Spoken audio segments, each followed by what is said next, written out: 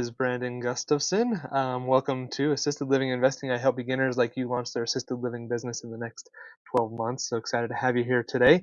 Today we're going to be talking about building from the ground up, how to build a facility all the way from the ground up, and excited to get into this topic with you today. If you would like a free resource to kind of help you along your journey, go and check out. We're going to have on the ticker down below a resource for the business plan checklist. You can get that by going to assistedlivinginvesting.net/BP checklist, and that will let you get that link and then help you get started on your investment journey. So excited to be working with you here. And so I'm just getting this link here really quick so we can throw it on to the Facebook page, and we will get started. Alrighty, so go ahead and grab that. I want to also remind you, actually, let's just go ahead and share the screen. As I mentioned, we're going to be talking about building from the ground up, how to get your facility up and running if you just have land, what that process is going to look like. So really excited to get into this. As a reminder, again, get over to the website assistedlivinginvesting.net/BP checklist, and you can get access to that free resource. Now, I need to figure out how to get over to the right screen so I can actually scroll through this.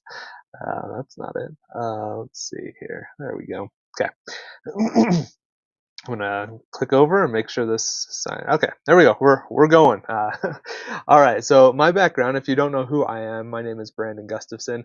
I started assisted living investing to help people, beginners like you, launch their assisted living business in the next 12 months, and I do that through my mastermind program. If you want to apply for that, you can go check it out at alimastermind.com/application.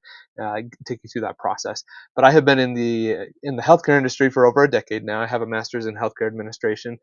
Have my homes. I have two of them that are out of state. One is in Colorado, one's in Idaho, and I live in Utah. So I operate these out of state and have been doing this now for about 4 years since 2020.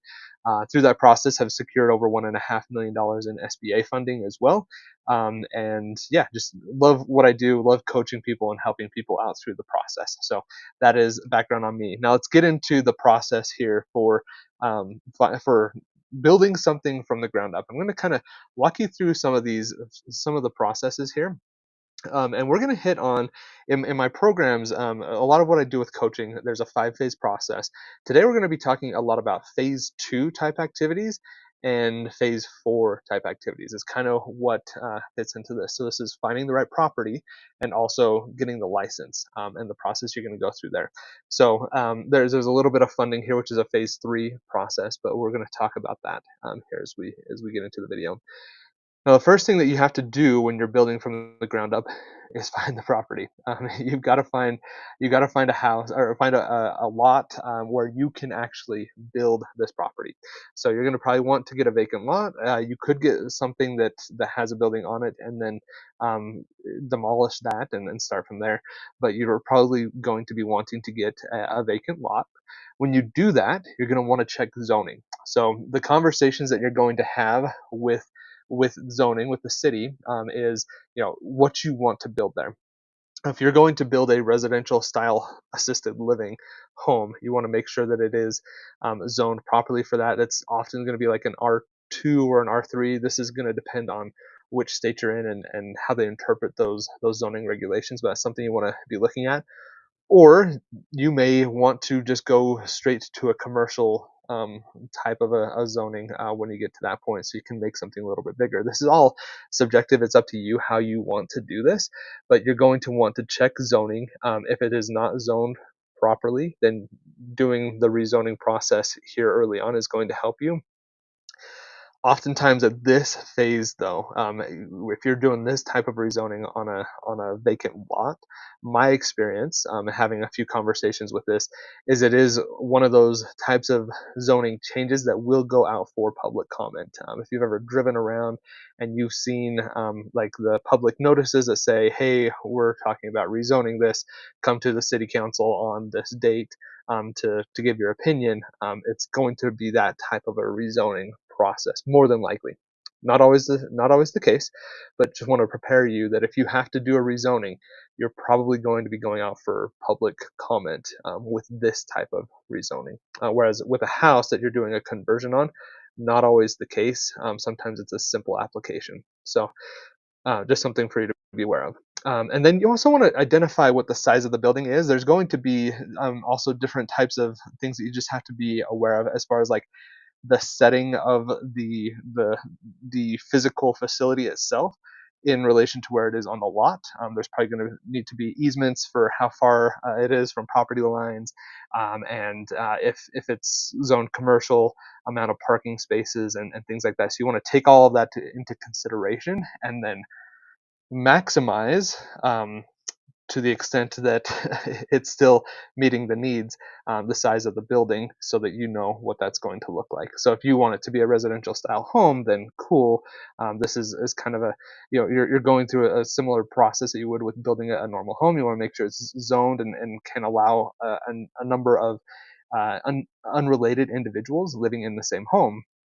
But it's going to look more like a home. It's going to, like the home that I have in Idaho as an example, looks like a ranch style home, was built in the early 2000s, looks very similar to that style, stucco and brick. It is, you walk in and it has homes, or not homes, has rooms all the way around the perimeter of the facility with half bathrooms in each of those stalls. But if you were to drive through the neighborhood, it's in an HOA, looks very similar to all of the other houses. You would not know that it's assisted living, that there's 16 residents living in that home. It's, 3,500, 4,000 square feet. It's not even like a huge mansion or anything like that. It's just a big home, has 10 to 12 bedrooms. I can't remember exactly off the top of my head, but it's sizable. But it looks like a home, as opposed to doing something that is more of a commercial style.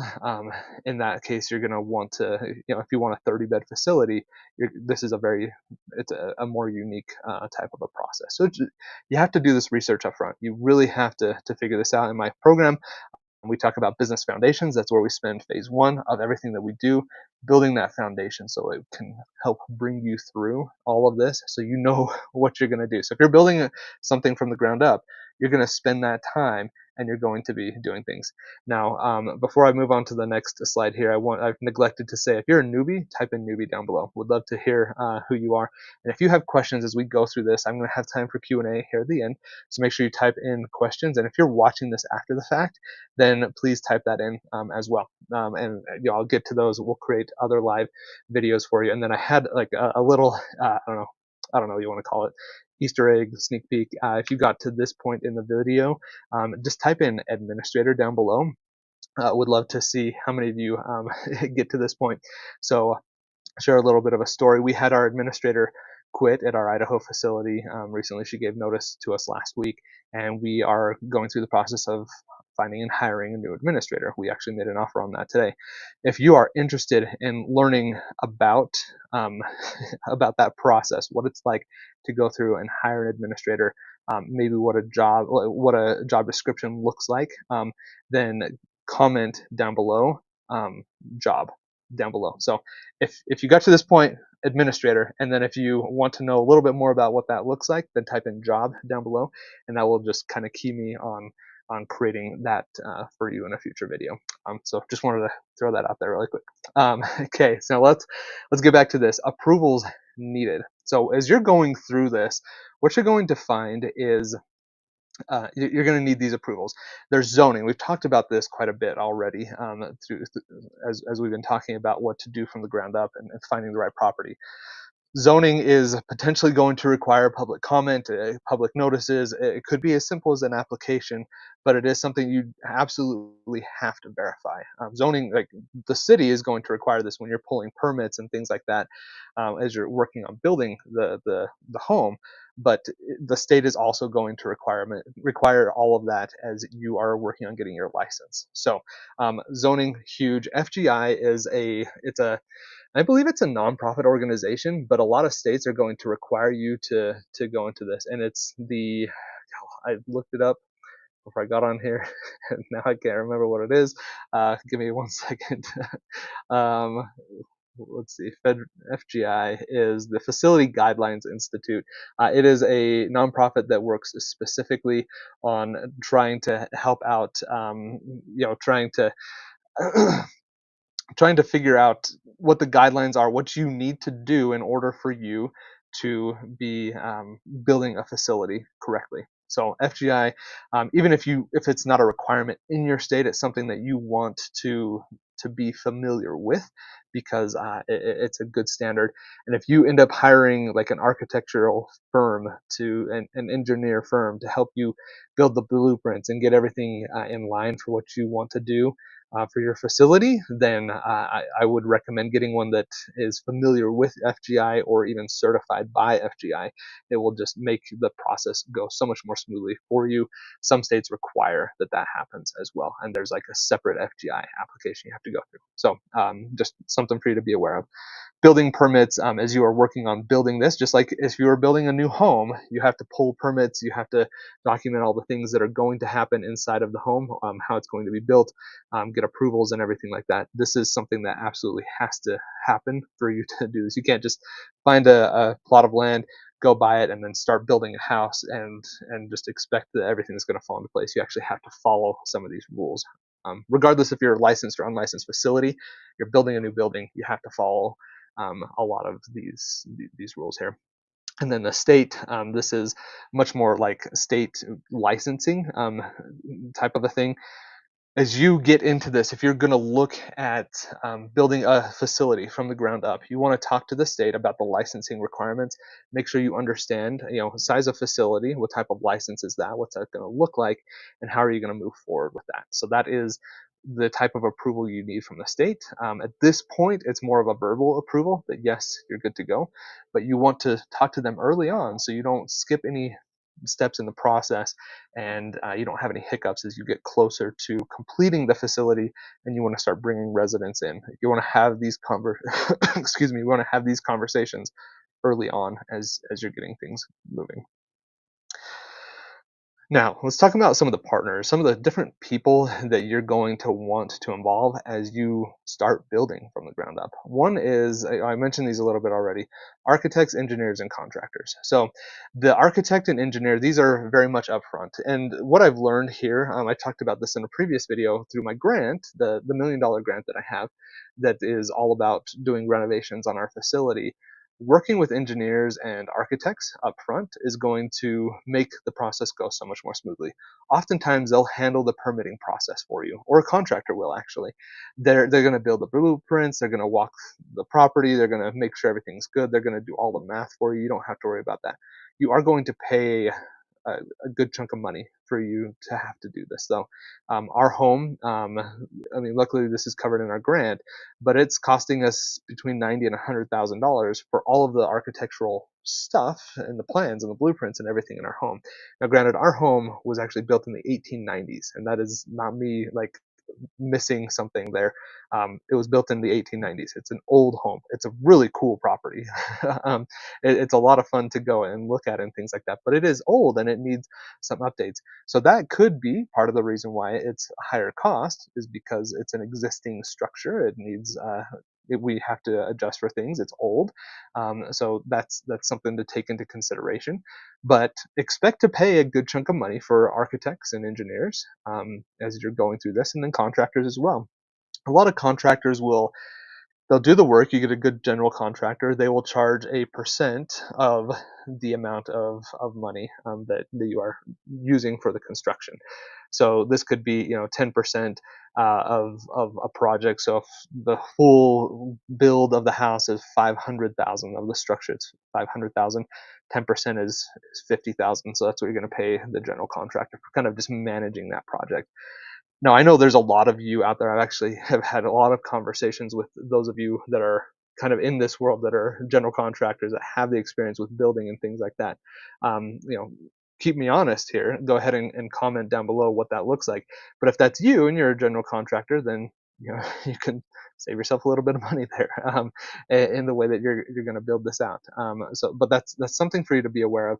You want to involve these people. You want to have these partners, have them work with you to get a home that is going to be up to standards, and it is going to make sure that it's going through the right permitting processes and everything that you need to do to make sure that you have a home that can get licensed and can function as it is intended for an assisted living facility. So those are the partners that you want to be involved with. Now let's talk about starting construction on this home. So when you're doing the construction here on the home, you've got to, again, make sure zoning is in place. And I've talked about this, I think, on 3 of the slides.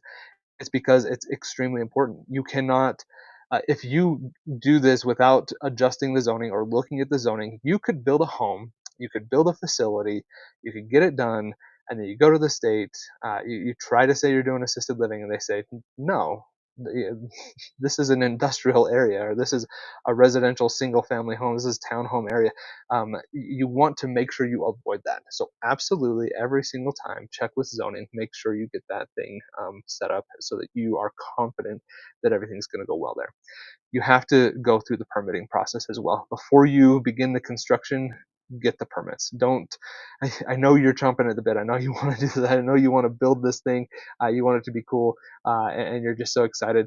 Do not start anything until you have those permits in place, or else you could just run the risk of getting big fines or having the project be completely shut down. Make sure that the permits are in place. Make sure you have drawings of what you want to look, what you want this facility to look like. Um, this could be, starting out, just get some scratch paper, some graph paper, and draw out exactly what it's going to look like. Hand that off to your architects, to the engineers, have them create the blueprints, make sure that it has everything that you need inside of the house, make sure that that thing is going to meet the needs of the residents and the requirements of an assisted living facility. This is where FGI actually works really well.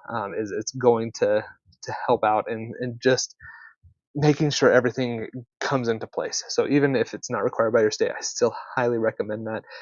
You're going to get your drawings. They're going to match. It's going to work really well that way. Once you have all that done, then you can start. You can start the building. You want to, start with your foundation, dig the hole, start the foundation, build up, and make sure you have everything, and then get all the nice things that you want to put into the home. But that's the process you're going to go through.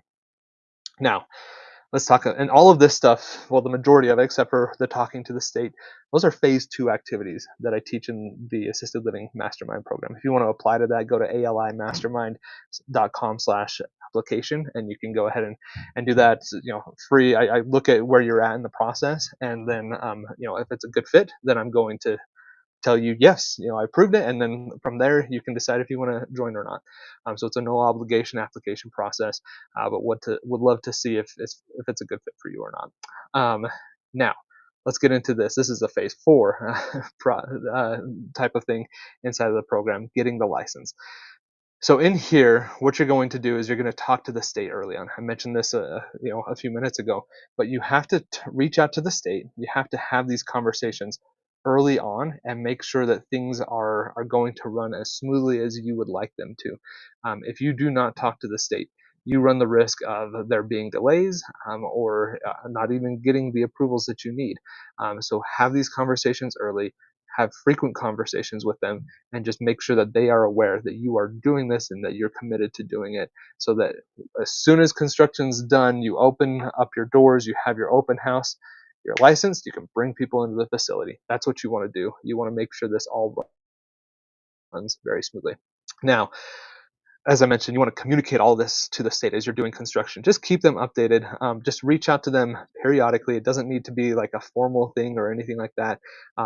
Just, hey, we put up the roof today. We're working on the electrical. We're doing the 4-way inspection. Just little tiny things every 3 to 8 weeks, depending on how long your project's going to take, and just keep them abreast of what's going on so that they know and they can anticipate things are moving along. And they may need to come do some inspections at some point as well. So it's just going to leave the door open to communication. It's going to benefit you quite a bit as you move things along.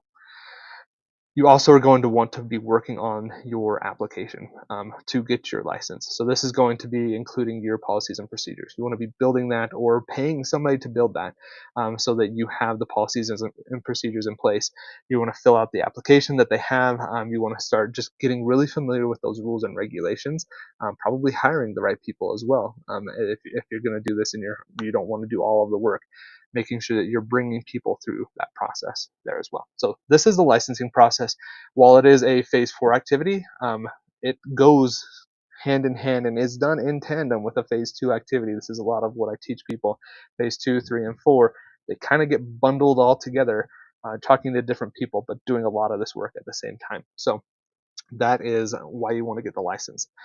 Now, if you have any questions, please go ahead and type those in here. I'm going to switch my screen over so I can see the questions as we get into this, but go ahead and type those in. While you are typing, I want to remind you to like the video, subscribe, and ring the bell as well so you get notified every time we do these lives. We go live on Tuesday. We put out content on Thursdays. We're on the Facebook group, just all over the place. So make sure that you are getting all of that, and want to remind you to check out the Mastermind program. You can do that at assistedlivinginvesting.net/mastermind, or do the application at alimastermind.com/application, and that will get you over there as well. So go check out those resources and grab the free business plan checklist here that's scrolling down, and that will help you along your journey there as well. So I have a few comments on here. Thank you, uh, Tima. I love that people get on here, but then you guys have handles, and I don't know how to say the name. So thanks for being here. Thanks for commenting, administrator. Thanks for being on here when I said that. Really super interested to hear who wants to learn a little bit more about the story that we went through here with our administrator, and the hiring process that we just went through. So if that is you, comment job down below, so I know that it's something that you want to see, and we'll do that for a future video here as well. So if there are no other questions, I'm going to kind of do the closeout here. But if you're those of you that are here live, and I see they've got a handful of them, I will give you some time here at the very end to just finish typing out your questions. So go ahead and do that. I want to thank everybody for watching. Thank you for being here. I love getting on here and helping people. And pointing them in the right direction, giving them the information they need so they can be successful.